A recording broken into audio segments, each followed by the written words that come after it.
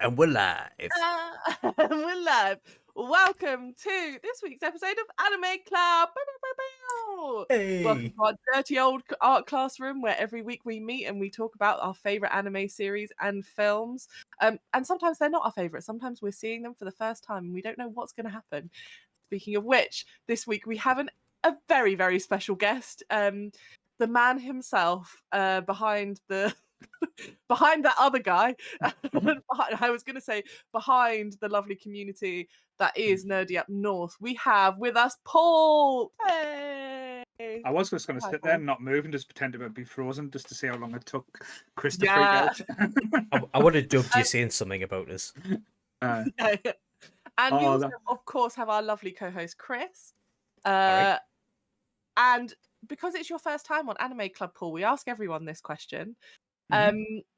But I appreciate that anime's not your normal like groove. It's not your normal sweet spot where you hang out. So you very specially agreed to watch some anime with us, Yeah. coming blind to it. But have you seen? So what's your gateway anime? Have you seen anime before? What's your previous Oh, experience coming into this? the story of me joining this amazing show is Chris said he's got footage of me that he's going to release to the world if I didn't come on this show. So he That's is how a we get little. all our guests. He is a little spice monkey as well, so I actually believe him that he would do something as odious and as sinister as that, because he is the bad boy of Nerdy Up North, and his little partnership with that cretin that we called Dangerous Dog-Headed Lee. I just call him a doghead, don't know why now. But yes, I have watched anime in the past. I remember being a small child and Channel 4 used to showcase some of the weird and wonderful. It used to be like at 1:30, 2 o'clock in the morning, and showing these weird things like Devil Man and stuff like that. So, where basically a man was possessed with a devil demon and destroyed the world. It was quite interesting. I think that was called Devil Man. Could be wrong. Devilman But- Crybaby. Possibly, but it was a very long time ago. But yeah, I have dipped my toe. We have got members of the Nerdy Up North community that has begged and pleaded for me to watch anime. The lovely Donna of Sunny Club, Sunny Club. Let's get that trademarked, Donna. Sunnycon. Quick, Chris, let's set up Sunny Club. But yeah, we did an episode on, I believe it was Spirited Away last year. Yeah. That was probably the first foray into Studio Ghibli, and I enjoyed it. Yeah, it wasn't what I was expecting. It was very much different. It was it's different because when you watch it with the English dub but me being me, I put the subtitles on. The subtitles and the dub wasn't quite the same, so it was quite interesting to see how the transition or the translation I can't get my words out. You can tell I've been to work today. It's different to basically the different formats or different things. So you don't know if you're getting the true story or the true meaning, which we'll talk about in this amazing movie today. But yes, that was my little foray into it. I'm not going to say I'm never going to watch anime. I'm going to think. To be fair, I just normally say stuff to piss Chris off mostly, so it's just my little thing to kind of irritate him a bit. Well, no, You and I'm glad actually you- watched it though, so you've made us happy even if you don't like it. Yeah. The fact that you Oh, can I And say this because when we do podcasts on like Nerdy Up North on the Sunday, I like to keep everything fresh, not have anything said, don't know anything, go in a complete blind. These two little knuckle draggers here has just been messed going. What did you think? What did you think? Did you like it? And I was we like, have well, a you're little gonna find chat out today. beforehand. We have a little Yeah. chat before. Chris and I are very, very collaborative in the way that we work. Yeah. We just like talking to each other. Oh, bless you. There's that, and we genuinely want to talk about it Yeah. because sometimes we'll each mention a point and we're like, I didn't think about that. Actually, I'll mention it while we're on later. So we Yes. can. And also, I do think genuinely that this podcast is inconsequential. Even if we weren't recording, we would still be talking about anime because that's how we started doing this podcast. Yeah. We were doing it Oh, anyway. bless. But yeah, I'll give the yeah. spoiler out now, so I'll take us out of your Sandwich. But yes, I really enjoyed this. I thought it was like Right. just so interesting, so different. I went in because I know we'll talk about it a bit more, but like the animation style and the way it looks, this feels like it's going to be like almost like a fairy tale and a story, and then it goes into quite adult themes, like how brutal it is, like some of Mm. the like fight scenes and stuff you don't see coming. Like I was literally taken aback and nearly fell off the bed at one point when like one of the made like the first fight scenes with the samurai. I was like, oh shit, this Yeah, is yeah. real. It's really brutal, and I would say so. We're doing Princess Mononoke. I don't think we actually said the title, but it's on the screen, so people can figure it out. And I would always say that this is the one of the Studio Ghibli films that is not for kids. Like, wait until your kids are like teenagers before you like introduce them to this. Don't show this isn't a My Neighbor Totoro. It's not even a Spirited Away. I don't think you can show little kids this anime. It would freak me out if I had been a 4-year-old. But it's done in a way, it's like brutal but cutesy at the same time. But again, I think the message, like especially towards like not the very end, but towards the end, it's quite beautiful, and Yeah, it makes you think about certain things in different ways and say like how life works, and it's not all shiny and nice, and everything's got a time and a place. So it's kind of like realizing that as well. So it was yeah. it was quite a sweet story, but and I am going to apologize now. I will butcher the names, so I'm not even going to try and okay. pronounce it. It's okay. Chris and I frequently have to have cast lists up in order to remember names. That's perfectly fine. But before we dive into the anime, a very important part of Anime Club every week is what snacks you got. What snacks you got? What are you guys munching? So I'm really pleased with this month's. Like I've just picked all my favorite things and put them on a fancy little plate. But I've got some macaroons. Now you're going to see the north south divide here. Now. The north and south divide. We've got macaroons with Phoebe, and what have we got with Chris? Yeah. Right, so it's 7 or 6 this was out. I thought, what would I be eating at the pictures or watching a film on the sofa at that time? So I've got a tiny little bowl full of Maltesers, M&Ms, and Milky Way Magic Stars. Also, Did have Magic Stars back in the day. Yeah, we did definitely have Magic Stars. I don't think we did. And I'm a basic bitch with me Pringles. Because they all had little stories on the back of a packet. I can remember being a kid and reading them. We definitely had Magic Stars as kids. Yeah. I'm going to say yes. You're yes. not that much older than me. You're older than me? Shh. I'm the baby. I'm the baby. Excellent. And we got Pringles from Paul. And you got to do classic duck lips. Pouting and selfie pouting before selfies were a thing. With Pringles, have you ever made that circle thing before? Oh, yeah. Have you seen it where you pile them all on top of each other and keep going round and you make a circle? And you can do it. It's really clever. I've seen people do it like out of the packet. So they're like able to like distribute it straight out. Very clever. I've got like Pringles in me mustache now. That was a mistake. Can't relate. Pringle dust. These are really good, but also hard to talk around. So we've all made mistakes. I'm a massive fan of macarons. Oh, I love them. I love them so much. They make me feel. I like how tiny they are. So they make me feel like a giant. We all know I love tiny things because I like to feel enormous and powerful. Is that why you get on with Chris so much? Yeah. Chris makes me feel powerful. Look at him trying to be bigger and things. That's why he's put me tiny on the screen. I'm going to be more enforceable and bigger than Paul. It's just true. I've met you both in life. This seems about right, but it was very far down, so it was hard for me to say. That's what she said. But yes. Right, but back into the film. So how would you guys describe Princess Mononoke to someone who's never seen an anime or never seen this film before? A Japanese version of the Jungle Book. You think? I think that does it a disservice. I think it's better than the Jungle Book. Controversial. No. But there are. It's more like the original, like Rudyard Kipling version of the Jungle Book. It's more brutal than like the Disney version.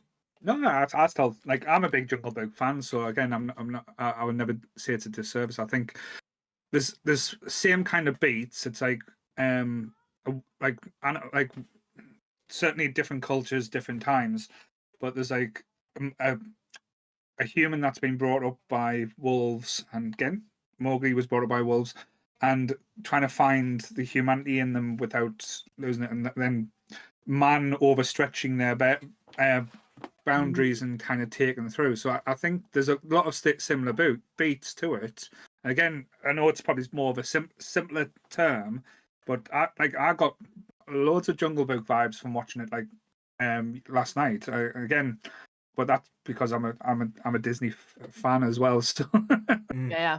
But you're right, it is because Mowgli, and that's what I mean in the book. You have a lot more of that tension between man and nature, whereas in the Disney film, it's mostly just him trying to get back to the humans.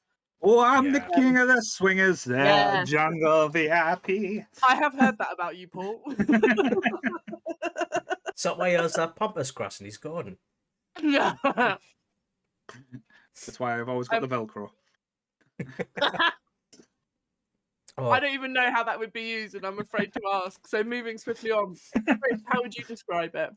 see, normally when I describe things, I compare it to something that normally people are familiar with, and I don't think I can because I think it's entirely its own entity in its style, the storytelling way, and kind of the messages as well. Because like for its time, I mean, there's no like villain in it. Like everyone's good and evil. The hunter's a bit of a twat. I don't like him. Yeah, but I think he was just a mouthpiece for the emperor, really, because he was all just like, well, I've got these orders, I've got to do it. He was a dick. I didn't like him. But also, do you know he's voiced by Billy Bob Thornton in the English one? Yeah. Yeah, I didn't know that till just now. I just glanced over. But I love, and this is the thing about Studio Ghibli, when they do the localization. So we talked a bit when Jake came on about subs versus dubs, and how if you're going to watch the dubbed version, it's important that you watch a good dubbed version because some animes don't get it right and some animes nail it. Studio Ghibli, I think because they do have that kind of status in the industry of being like the powerhouse anime studio, they always manage to get amazing. So they've had like Patrick Stewart is in Nausicaa Valley of the Wind. You've got Christian Bale is in Howl's Moving Castle, along with it's not. I'm gonna say I think it's Gene Simmons, but it's not the Gene Simmons from like Kiss. It's like, you know, the female actress Gene Simmons. Yeah. She plays this Grandma Sophie as well in Howl's Moving Castle. She's brilliant. Yeah, and then you have Billy Bob Thornton as the hunter in Gillian this. Anderson as well. Gillian Anderson, yeah. It's good, like you get good voice, you get good acting in. But you're right, Paul. There is always going to be a difference. So with the films, the subtitles are closer to what the original Japanese would be. Yeah. And what you get is like a mismatch where you can see that whoever's done the localization. There wasn't as bad in this one like, compared to certain Spirits Away was huge. Like a lot of the plot I was reading, I was going, that's different, totally different to saying this one. There was little terms or little things in way around. They were saying. I know we were talking before we went live about the transition from who should not be named, changing certain aspects around and stuff like that. But in Spirit Away, there was whole context and conversation that was changed, and like I was like sitting there scratching my head, even rewinding bits, going, that changes this whole scene. Where this wasn't that bad, it was just like words were in different orders, or it was said something like, it was like, "Hey, you stop," and then it was like saying something else. It was like saying something, then saying stop. So it was kind of, I think it's just maybe like again roundabout how it works in the dialect where it was made. I think with Spirited Away, there's a lot of like folklore in it, which a Western audience wouldn't be able to recognize from looking at it or naming it. So they have to do workarounds a lot with that. I know I'm saying a lot of excuses, but that could be an answer to some of it. Yeah, I do think that is part of some of the localization. In Spirited Away, you get a lot of the Shinto belief, like everything has a spirit. And in this, you see a little bit of that in terms of particularly how the forest creatures are. I'll just see if I can spin my head round. Yeah. Good- And the good- idea of having like all these different gods who are of the forest and of yeah, nature. I love that Um, aspect. yeah. Again, if you can build on that legend. The only thing, again, this is not me saying the disservice. This felt like a part one. I, when this ended and stuff, there wasn't like a true like ending to how you said like, and I like that there wasn't any like wasn't too worried about It's not a nice neat tying up. bow. No, yeah, it was like it's like life. Nothing ever goes the way and ends the way a certain way. So it was kind of like quite refreshing to get that way to get, oh, we're not kind of finalizing anything. But can I just say as well, I don't know what I can't remember its name now, but if any like if they killed the deer, The night, my shoe would have went through the window. I I do you mean I do you mean the deer that he rides on, or do you mean the yeah. forest god? The deer No, he no, rides no, on. no. Yeah. I couldn't give They a fuck can't, about you the can't forest kill dog. the animal companion. That's too Yeah, far.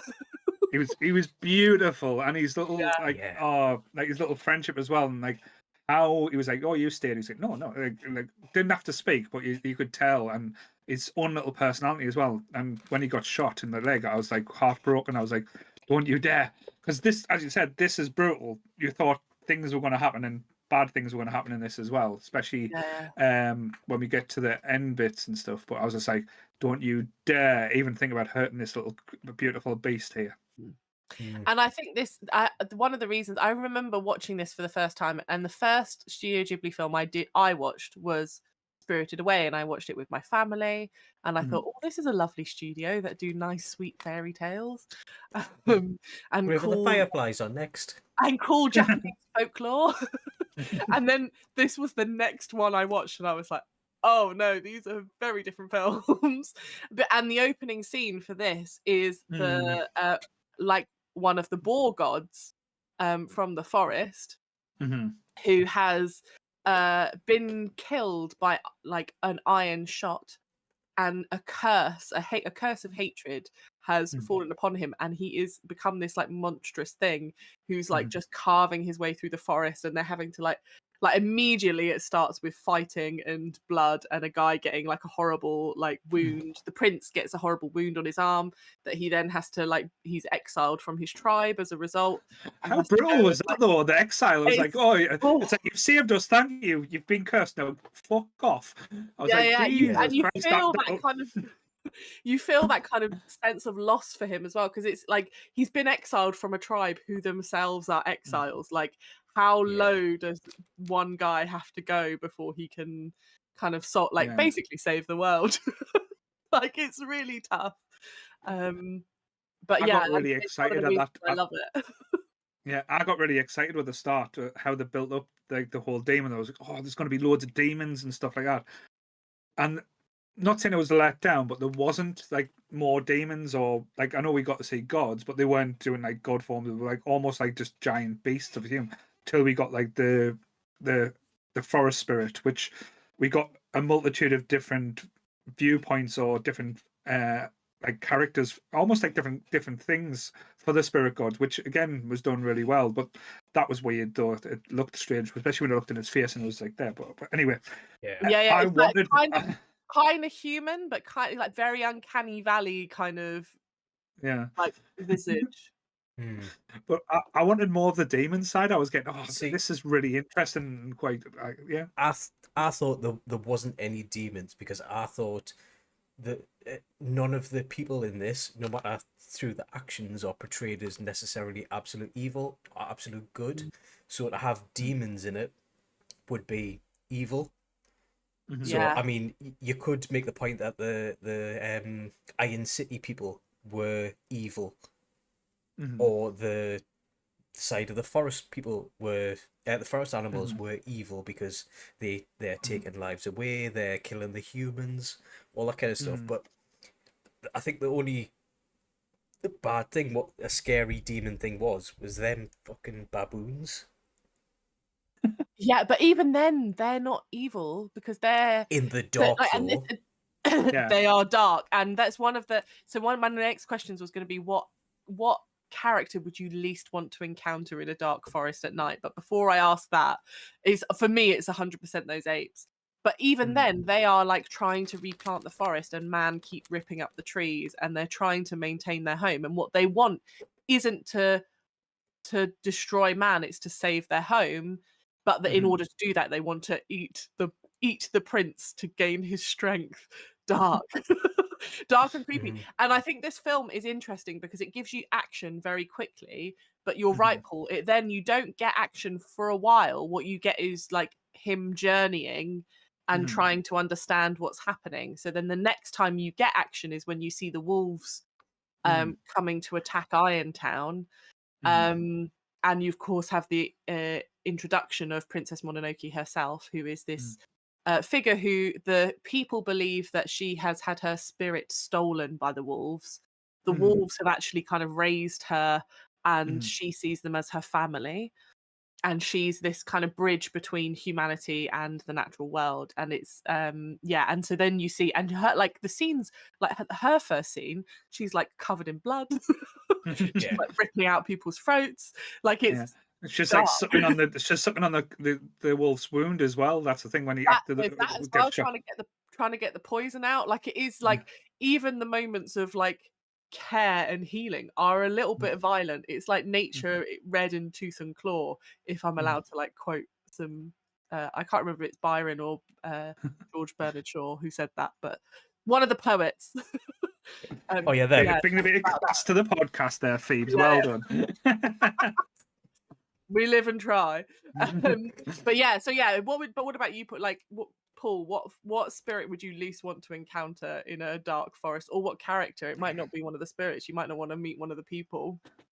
The thing that spooked us, like Chris said, the apes were horrifying, especially when you first encounter them with the red eyes in the dark. Yeah. But then later on, when you see them in the forest, it kind of softens them a little bit as well. So it kind of like you're like, oh.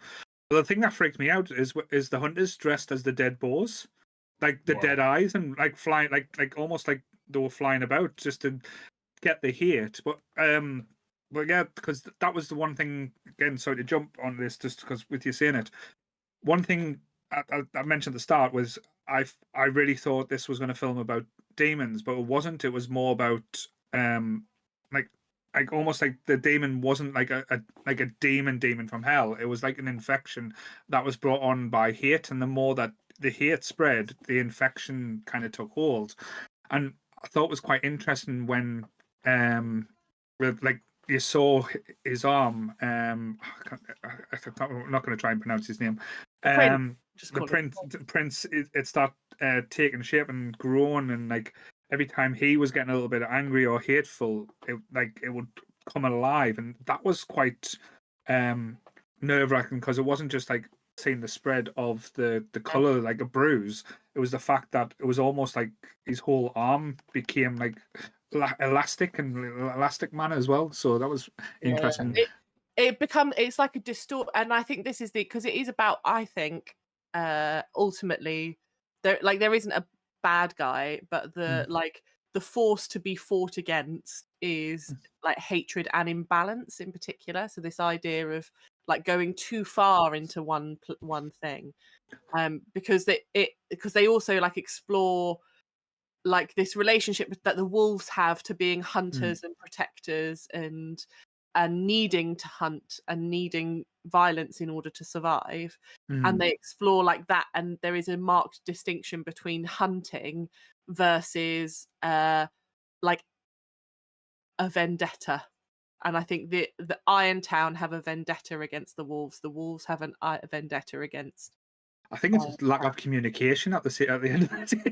Well, and I think it's the ape thing. I think is interesting because you get like they're this really sinister presence to begin with, but then as you come to understand what's motivating them, and as you come to understand the forest, you see them in their kind of true self.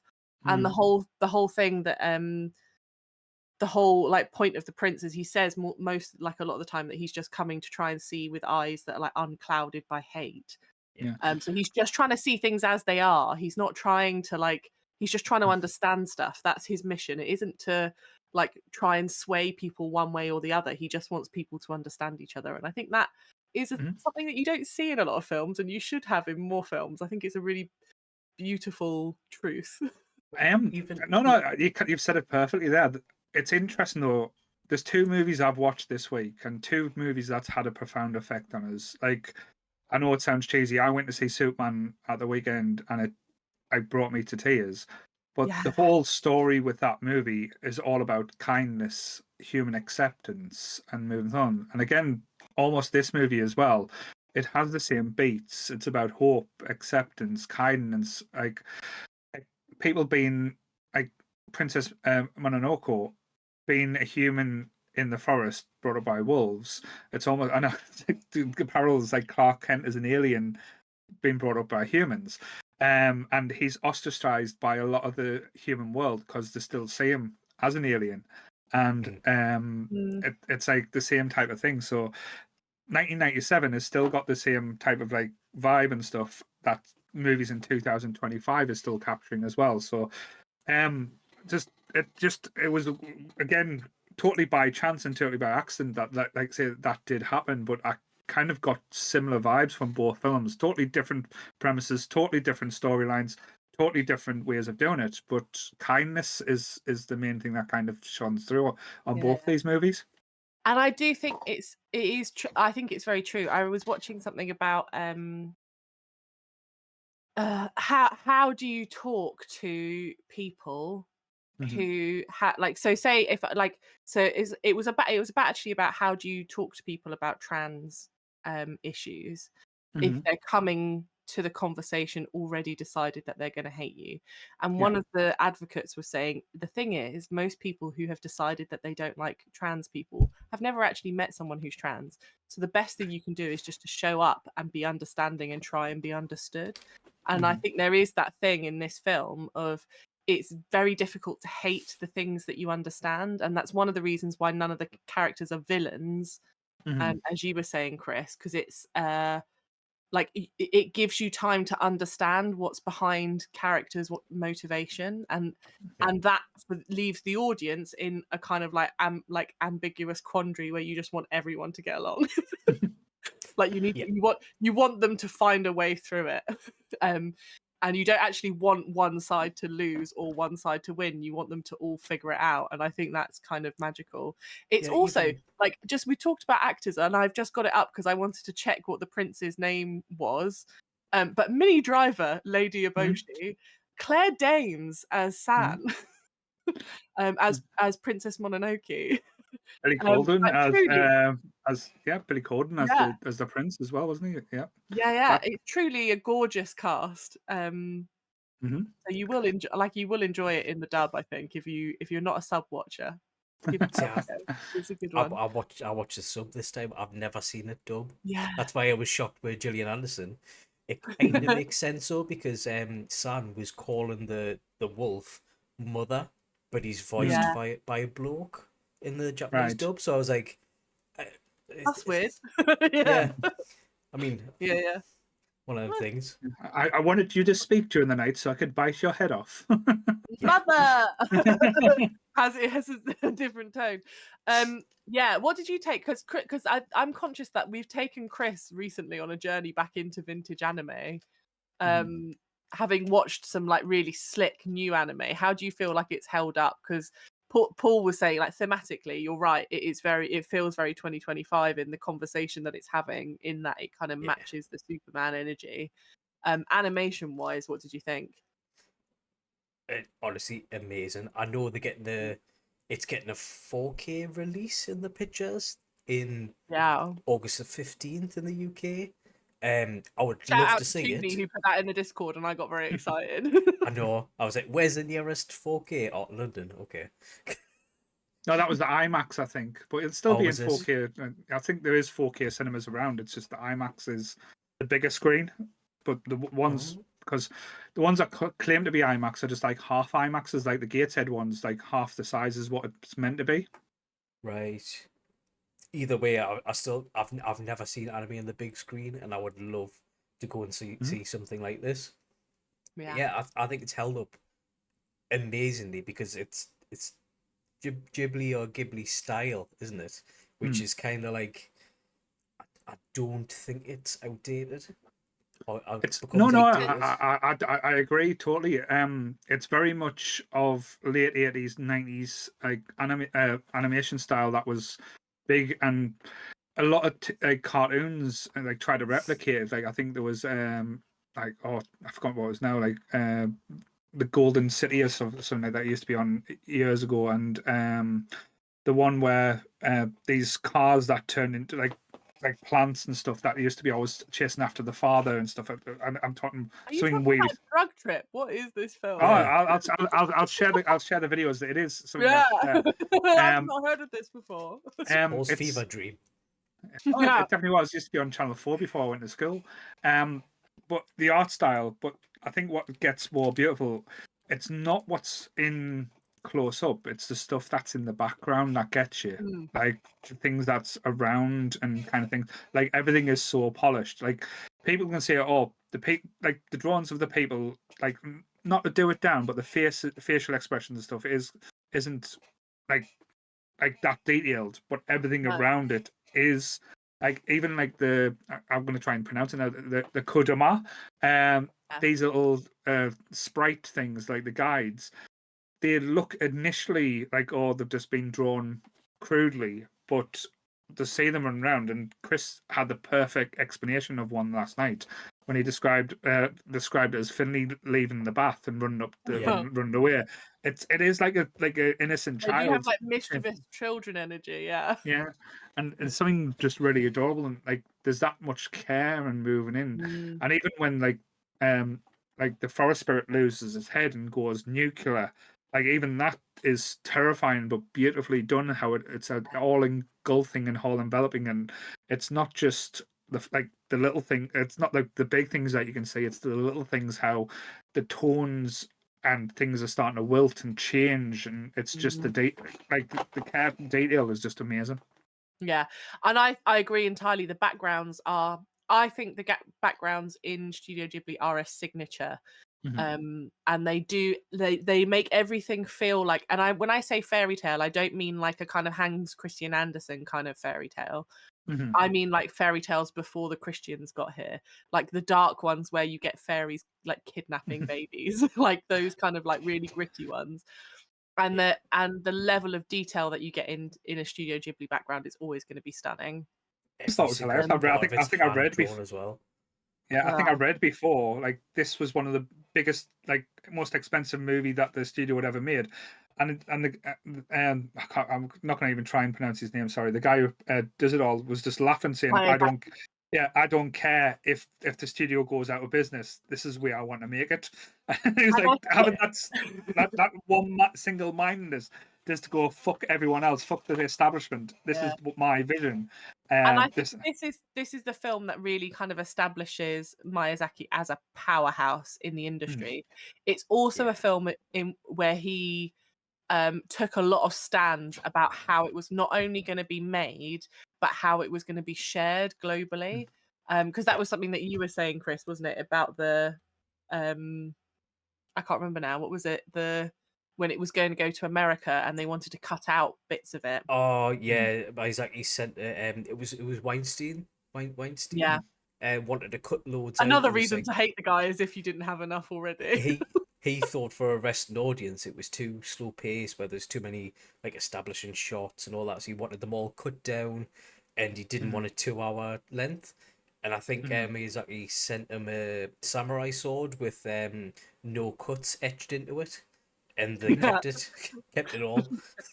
Which is I think such a baller way to be like, if someone sends me a samurai sword with a message on it, I'm paying attention to the message. Yeah, It's such a baller way to be like, no, no, you're wrong.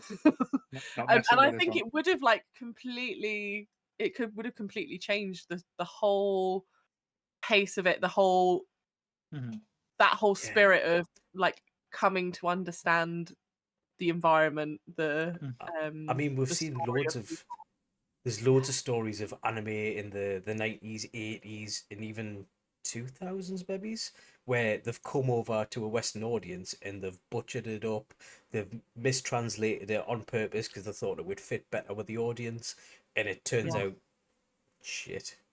It turns out it dies death, and there's then always they get famous when the actual original comes here. Yeah, and see it for what it was.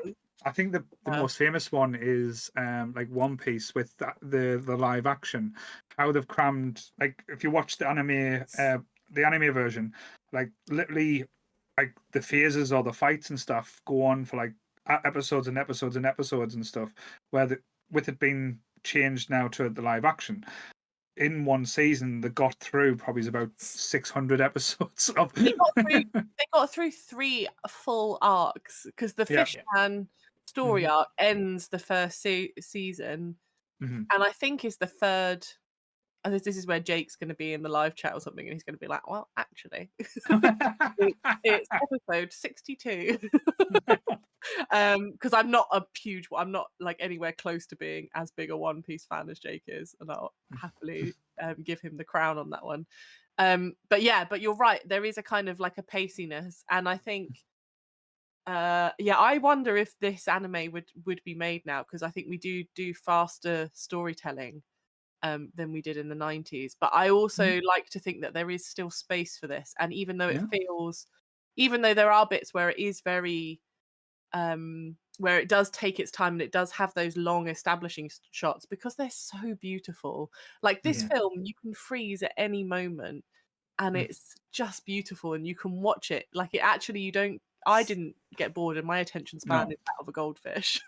It didn't feel like a 2-hour movie. That's probably the No. best way I could describe it. You can sit there and just like let it envelop you into the whole aesthetics and like the atmosphere, and you kind of get taken with the story rather than you trying to force yourself to understand. Yeah. And there is certain aspects where you do feel like, oh, I'm lost a little bit here, but you don't care. You're in that type of environment. And then when you get like such enriched characters as well, when you get Irontown, like the people in Irontown, it's loads of different people, but each one of them's got their own little personality. And then women that's been rescued from all the whorehouses is just honestly some of the funnest, playfulest, like the entertainment that you've seen as well. Like how normally you get all the lecherous men, but it's the lecherous women because they've got a new guy and he's like young, fit, and they're like, "Oh, come here, I'll look after you, little boy." Paul's personal fantasy, a load of older women offering to look after him. I thought that's what Nerdy at North was built on. I'm just disappointed. No, it is, and those characters, and so the female characters in this are absolutely amazing, especially for the 90s. Like like to think about, like you're going up against schoolgirls and very two-dimensional like anime characters like you see in JoJo, where you have like the women are just so weak.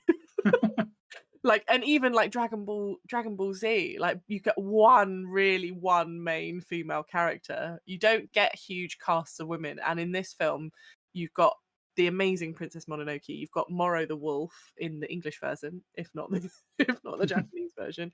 You have Lady Eboshi and her women, and like them like changing all the rifles and stuff, so that the women can hunt as well. There's like a kind of this like self-sufficient spirit to it as well. Like I loved how they tracked the lepers as well. That was an interesting one. I didn't think that was going to pop out, but that's where, as Chris pointed out before, there's no one that you think, oh, these are evil, but then it's like, oh, should the I can't remember the commander, the lady, so the lady, she's kind of like running the place, and you think, oh, she must be a bitch, or she must be callous, but she's not. She's just a woman of industry and trying to like progress. But then she's got a heart of gold because she treats the women in such high esteem. She treats like the lepers like family, and looking after them and making sure they're all cared for. So it's as I said, it's just two different sides of the world coming together and not knowing how to deal with each other in a certain way, and not how to coexist in a way. Yeah, for sure. What do you think, Chris, with the whole Liontown thing? I don't know, because I think no one's got a one-dimensional alliance to good or evil, and I think Irontown is what modern people would want to live in. I think it's a progressive society. I think Lady Eboshi is not I think she leads the village, but she's not the an authoritative. Like she's not like the be all end all dictator. Like she's said a Mhm. couple of things and she's been questioned by what's the last called Toki. She's the pregnant one where she'll like, offer her opinion and the list well and stuff like Yeah. that. The care for the sick. They make adaptations for the disabled and people who aren't as strong. Say like Mhm. the women Give that a fuck couldn't who carry the the emperor guns. is. Sorry. They don't give a fuck who the emperor is. That's one of my favorite Yeah. bits where they're like, "Do you know who the emperor is?" And I think it's Toshi, who's one of the women's like, "Who Yeah. is he?" Yeah. Like what's his deal? Yeah. Yeah, So yeah, I think it's kind of like what people think a society should be, but then you Mhm. see the evil side from the other perspective, where it's just like they were trying to they took out all of the land under the forest and Mhm. they were trying to get into the to find the mountains. iron. They've killed countless amount of boars. Obviously, Mhm. the boar god isn't happy with Mhm. that, and that's why they're at odds with each other. Yeah, Mhm. yeah, It's interesting as well because even though this looks, as I said at the start, this looks like a nice fairy tale and beautifully cast and stuff. The tones in it's so dark. Like when the spirit god the forest spirit comes into it, and you think, oh, he's just going to heal everything and make everything right. It's all about like light and dark, life and death and stuff. So it's kind of like taken away to give life at the same time. Because when the prince is mortally wounded protecting Princess Mononoke, um, if you can see this forest god taking away life from the the things in the forest to give him life, Mm. and then when the two massive beasts, like the wolf god and the boar god, because the boar god starts getting possessed and almost envelopes Princess Mononoke into the demon of Mm. hate, which was just absolutely amazingly shot because you thought the prince was going to save, and even he can't save her. So the wolf god saves the day, and instead of like kind of fixing it and saying, oh, like as what Disney would have done, just put it like a Yeah, a sheet over and went, they're back to life. Everything's all rosy and yeah, everything's nice. It's like, no, rather than letting these people suffer, we'll give them a nice, easy death and let them like go one with the forest. I thought that was just spectacularly done.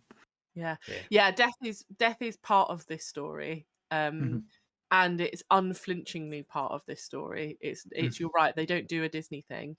I do think that there is something about the technology. So Chris, you sent through a thing saying it's what the first Studio Ghibli film to use CGI. Um and I do think it's kind of steps up the game for anime in general because I don't know if you've seen our other episodes, Paul. So we did a film called Tokyo Godfathers and Paprika, Mhm. which were by an animator called Satoshi Kon, and in Mhm. that they have very very expressive faces. So you said like the figures in this are very simple, but the Mhm. background's very lush. And in Tokyo Godfathers, they kind of put detail into both. Mhm. But it's interesting because a lot of people who worked on Tokyo Godfathers are Studio Ghibli kind of alumni and like experienced Studio Ghibli Mhm. animators before they went to work with Satoshi Kon. And I think you can see in this film how those animators have learned a new way of kind of doing Mhm. a new way of storytelling that they're Mhm. able to translate into other films, and how Mhm. it kind of like ripples out. Like it does feel Mhm. without wanting to like bigger, because all cinema contributes to itself, and without wanting to get too wanky and meta, this film does. You know what I mean? Like Yeah. I don't want it. Like there are other films that influenced anime as well. No, no. This It's film interesting. is an important one, I think. Yeah, it's mhm, interesting you And say that because the I did do a little bit of research on this as well because I'm trying to be all clever and shit. 10 minutes of this movie was CGI. yeah, 10 minutes. That was the whole. Then a lot of the stuff like was hand drawn, but then they started using digital coloring towards this one, and this was the first movie the thing. Then I think after this movie, that's when they start doing all the films in digital, not all drawn, but digital coloring. They use, I think the term is, because the hand drawn stuff was outdated, expensive, and just took too And long. So it was like, yeah, just the amount of man hours it takes to Mhm. do so it. so this one, this movie is kind of like revolutionary, but almost like it was like a little tester for him to say, right, we'll test the water with this aspect, see if it still embodies and gets my story across, or doesn't Yeah. change the aspects that I want in this movie. And then, but yeah, I thought that was quite interesting as well, because you can see that with like most movies or like animation around this time as well. If you think about like early 80s, like Disney kind of ruled, but then you had like things like American Tail, Anastasia, All Dogs Go to Heaven, those type of movies kind of getting made and changing how, and you can then you see with CGI coming into it, like then you get the 3D, like Toy Story changing the game. So the evolution of animation from all different walks of life over and around the world, kind of taking inspiration or learning from each other as well. And that's like a kid, I love that type of shit. Yeah, me too. Me too, Paul. And Chris is either brushing crumbs or being like, yeah. Crumbs. Crumbs. Okay, fine. So here's my question. Like, thank you very much for sharing your thoughts.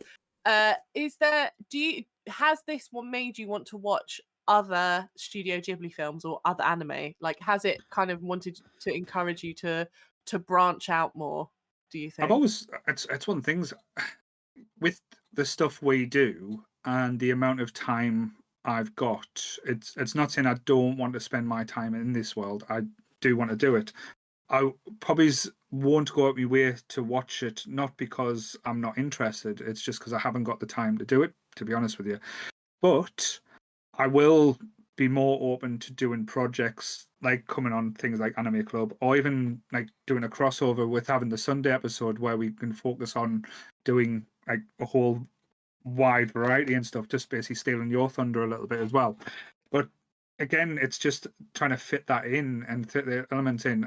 Again, not all anime doesn't work. I've tried watching some anime and I've turned it off like within like not too long, or couldn't even get through the first episode. I'm sorry, Dragon Ball Z isn't for me.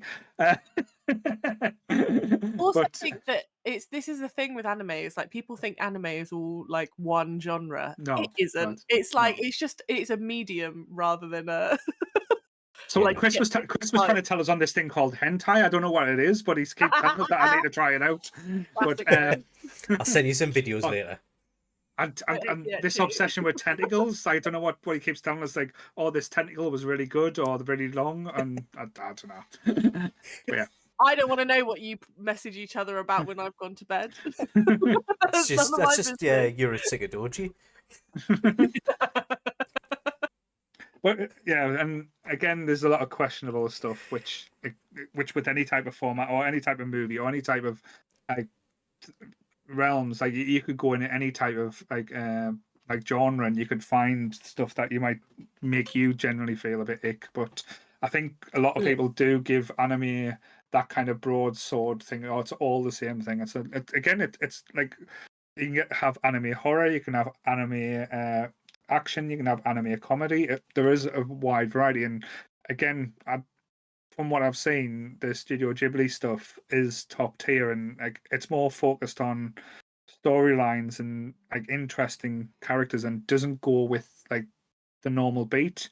Like by the end of this movie, I was thinking, okay, them two is going to go back off into the world of human, and like everything's going to go all rosy. No, Nope. it's not. It's probably Princess Mononoke is probably more um has more distrust and doesn't like humans more due to what actions there. The humans probably have a bit more understanding towards what the forest brings.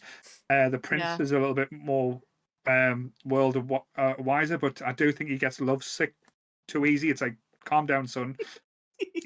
You just chill To out be a bit. fair, Stop giving away your presents and stuff. Also, I like think if there's I only one lass in his village, and she gave him a little sparkly dagger, and then he left, and he's only seen his family members besides that.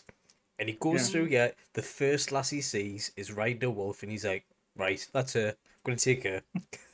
Rest of my It's a life. pretty bold. It's a pretty bold introduction. Yeah. Yeah. What about you, Chris? Are you still? Oh, Has this made you want to watch other Studio Ghibli that you haven't seen? yeah. Because I watched Howl's Moving Castle with Finley. It's his first time watching it the other day, and he Oh my god! absolutely loved it. I mean, Did he? I I knew might that give Finley had this taste. a couple more years with all the. He would actually Yeah. love all the heads popping off in this. To be fair, you'd think it was hilarious, but he'd be trying to do it to us all the time. Yeah. So Daddy, why is your head not bouncing off the wall? yeah, I love House Moving Castle. That's probably one of my favorites. It's so he gorgeous. loved And it. the He sound like normally he's like I love that he loved it. really bad attention span, but he sat down and he watched it all. So I think now is the Oh, time to start introducing them, and I like watching them as well. I haven't Well, seen did you that know? many Ghibli. Have you seen what Lego's bringing out? Or Not just the One Piece. They're bringing out a Ghibli line. That Toro yes, is getting his own Lego. oh Mhm. no. Definitely can't Is afford this how that. is this how I get into Lego and end up losing my flat? Yeah, It's okay. We'll house you up north, Phoebes. It's fine. Yeah, yeah, we've got a shed. yeah. But yes. But yeah, Um, I'm definitely gonna try to branch out and watch more Ghibli in between other things, because it's a nice like Sunday sit down with Finley and watch him, and I know he can kind of if there's any darker themes, I think at his age they'll go over his head. He's not going to be like, Dad, why do we make iron and I don't know, encroach on nature so much in this world? And I'll be like, yeah. I don't know, Finley, go back to eating your Watch cereal. Spirited Away. Watch Spirited Away and be like, Dad, what about like why is capitalism so bad and why are the parents turning into pigs because of their own greed? See you It's smarty, fine. son. Yeah. You'd probably be like, I want a soot sprite. Yeah, I'll get. Who Oh, does I it? would love a little suit sprite plushie and the little wooden what they call the head? Kodama. Yeah, I would love one of Kodama. them. I am desperate for a Kodama plush, but I'm also worried that Eddie would try and hump it, so that would be really sad. Yeah. Well, last thoughts, guys. Any kind of anything that you, because since you both did research, well done, gold stars. You guys winning anime club this week. Is there anything that you wanted to say that you haven't had a chance before we move into the promos for what else is out this week? Yeah, the little I've- Kodamas remind us of Chris Yeah, that makes sense. in both looks and in personality. I have often referred to Chris as like one of those old-fashioned pixies, like like the ones who will lead you astray. There's one point that I wanted to ask you, right? So do you know Yeah. the forest god? He's either the big night man, or he's the Nightmare. or Nightmare. the God of life. deer Yeah. man thing. Why do you Yeah. think he can't talk? I think that he doesn't need to. I think he can talk. He just didn't have anything to say in that moment. I think that's worded it perfectly by Phoebes. I can't add anything better than what she's just said. Other than, It's defender of the day, man. champion of the sun. I genuinely, I think there is something about. So you have like there feels to me like it's like a higher, like a greater god, lesser god situation. And often you see in Japanese folklore, you have these you have the kind of gods who interact with humans and are kind of on a similar wavelength to them and often team up, and that's the wolves, that's the boars, that's the apes. And then you have these ancient divinities who are operating on just a different level. I know I've been called many of things, but that's probably the nicest thing you've said about us, Phoebe, so that's nice.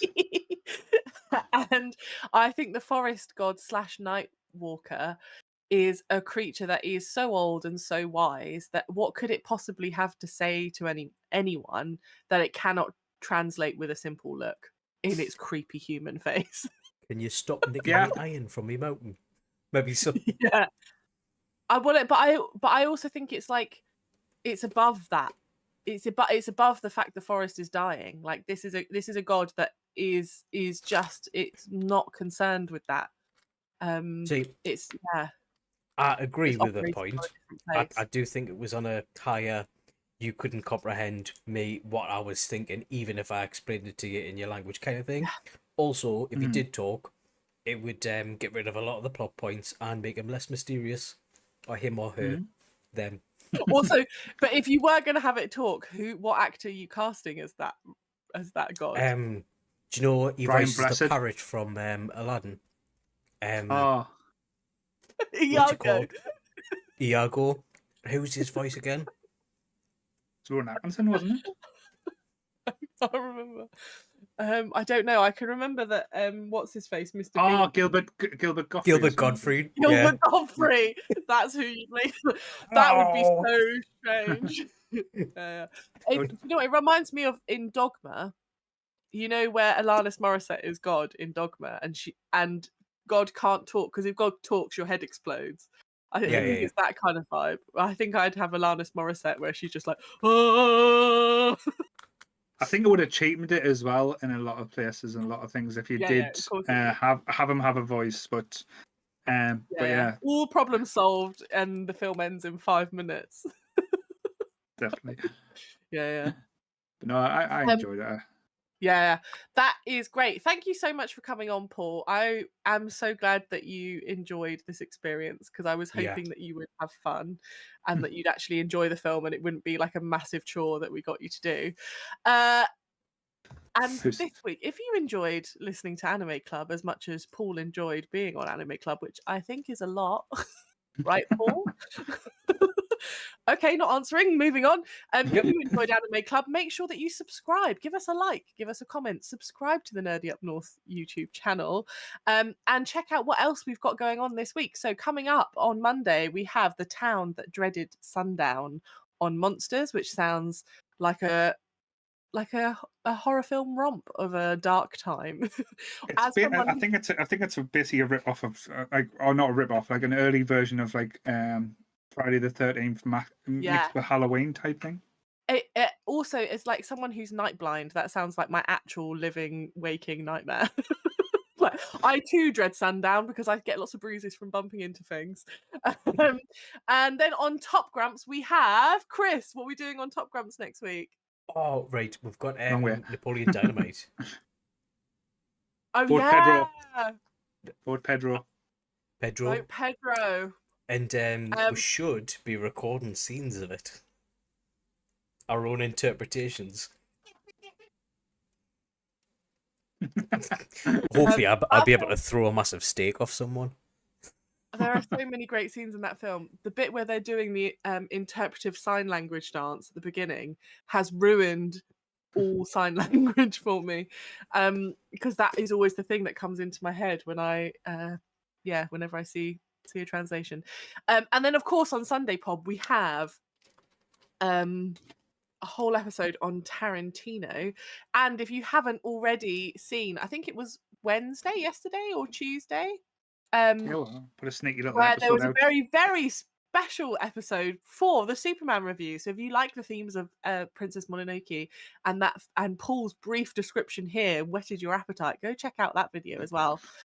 It'll be all in the YouTube channel. Just hit videos. It's real easy to find. You guys know how to use YouTube. And also, you can find us on the audio. So if you've got Spotify, and you can find us on audio, Spotify, yes. Apple, wherever you get your podcasts. That's where we are. Thanks all very much. We love you very much. Love you all. Bye. Bye. Stay nerdy, everyone. Bye. Bye.